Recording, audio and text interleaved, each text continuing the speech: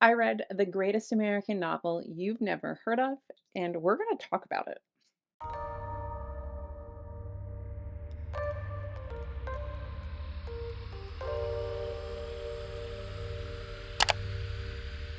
Hello, book friends. Welcome back to the channel. Hello, if you're new. If you've seen the thumbnail, you already know what book we're going to talk about, but that is Stoner by John Williams. This is a realism novel, a realistic novel. It is not modernism, it is not anything inventive or strange. It is literally the story of a man and his life told as realistically as possible. And it has been billed as the greatest American novel you've never heard of. There was a book about it called The Man Who Wrote the Perfect Novel. There's a lot of discourse around this book along the lines of perfection, how it's perfect, how it's this, that, and the other thing. And I didn't know that when I picked this up, but I learned that when I was finished. And I had some thoughts on whether or not I believe that, and also just what it means to call something the perfect novel or the greatest novel or anything of that nature. What is Stoner? Stoner follows William Stoner, who is born in at like the end of the 1800s. He is born into like a rural family, a farming family, and he's the first generation to become an educated person.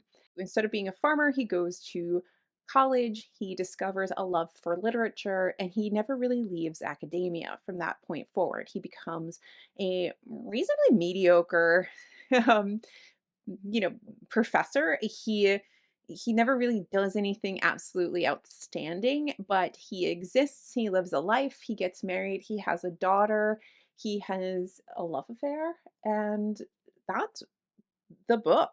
It is the book just about a simple man's life. It's interesting in its simplicity of subject matter.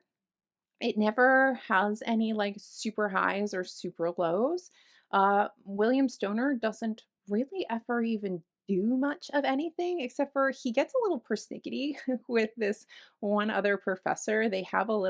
Uh they have some tension, they don't get along, they're kind of out to get each other, but his whole world is just basically being your average person living in the world and existing through different time periods and different things happening to them. At its core, it's a very basic book. It's a very simple book. It's potentially a very boring book, in my opinion, but it's not written in a way that is boring. It's very interesting to follow. I personally was very intrigued by the beginning of William Stoner's life, because my grandfather, though he didn't go on to become an academic, my grandfather was the first in his family, on one side of my family, to go to college and to better himself in some way and not just continue on doing what the rest of the family had done for generations. And I feel like there is often that turning point in a family where when you're like working class, where there can be this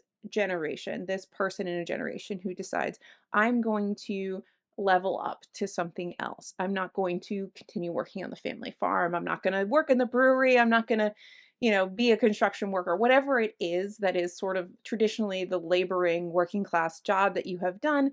There's often this person in a generation or a couple people in a generation who say, I'm going to go to school, I'm going to level up, and because I want something else. I want to say more, but that makes it sound like being working class is less, and it's not. It's an incredibly valuable piece of society, and I wish they were valued. If these things were valued more, but that's a different discussion in general. But I found that very interesting to look at the way his family and the other people in his immediate life sort of changed around him when he decided to shift from what had been the norm and I guess what had been the perceived future, that he would take over the farm and do all these things, and he decided not to. It was really interesting to look at that and how there became this distance between him and his parents, him and the other farmers that were in his life. as he got deeper and deeper into academia, and how there he really did level into a different sphere of living. And it's not like your story where you go from rags to riches and you were like the poor orphan girl and now you're a princess. No, it's not that big of a jump, but just how different life can be between with just like a little shift of education, I guess. So that was really interesting, at least on a personal level, to read about. I really enjoyed how this journey for William Stoner, going from just kind of being what is basically like a mediocre student to finding this love of literature and having that spark a lifelong thing for him, a lifelong obsession and passion that I find really inspiring. I did really enjoy that you can create a life around things that bring you joy. So that was a really lovely piece to see and to read about and to follow his life and having this passion never really wane as he gets older. He does really seem to care about his students.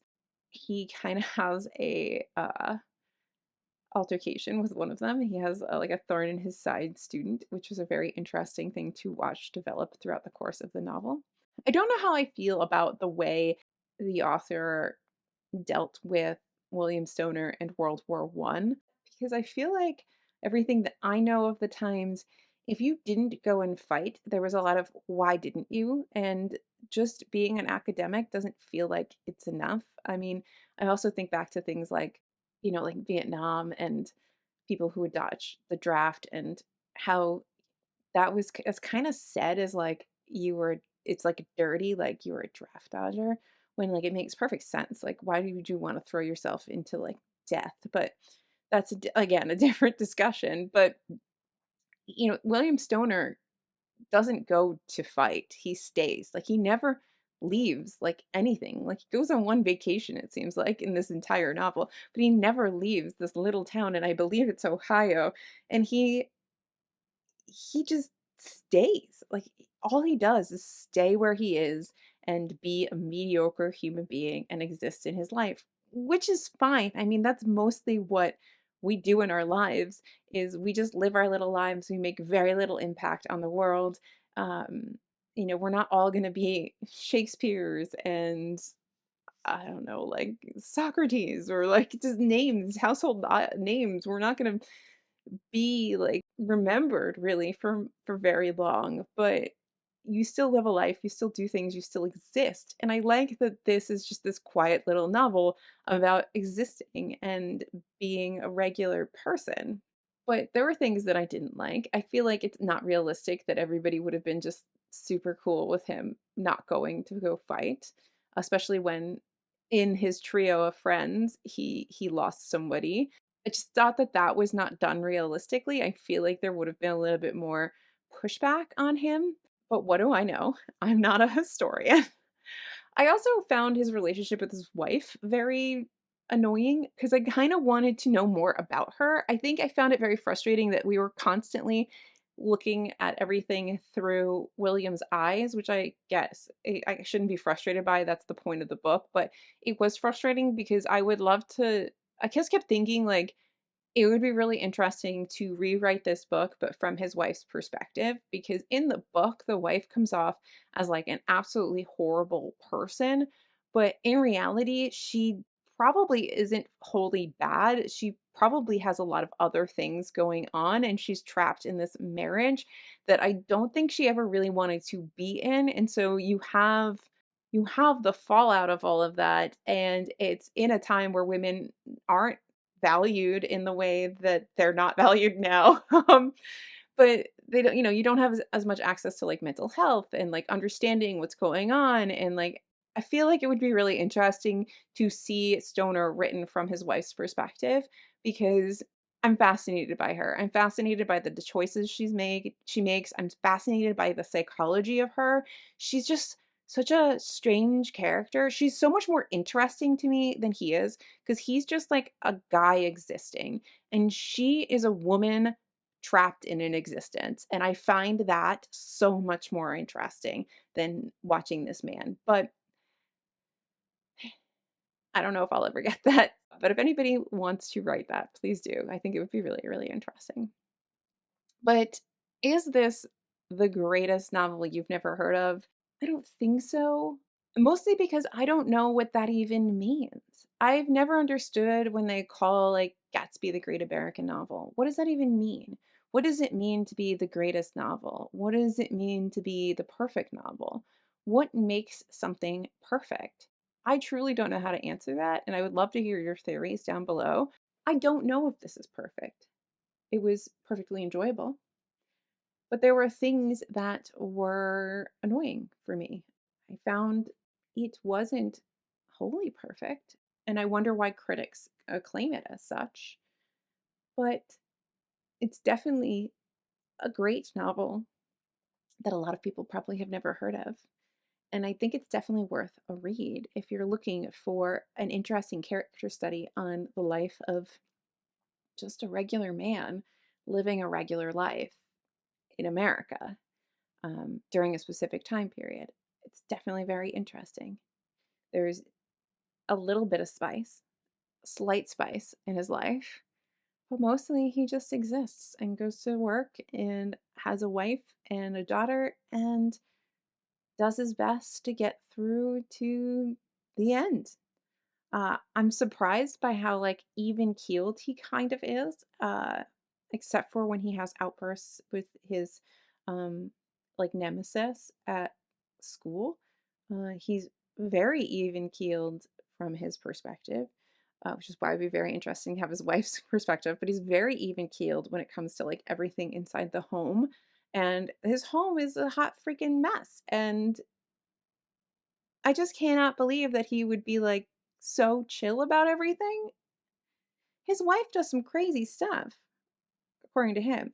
And he seems to be pretty like he just kind of lets things happen. It's very strange. The relationship between him and his wife is something that I need to explore more. And will I be rereading this? Yes, because I think that I need to dig deeper and see if I can find any clues into like the truth between them, because I feel like the author doesn't give us the truth. I feel like he's very realistic about work stuff and some other things with our main character, but he is not giving us the full truth in that marriage, and it bugs the shit out of me. So no, this book is not perfect to me, in my opinion.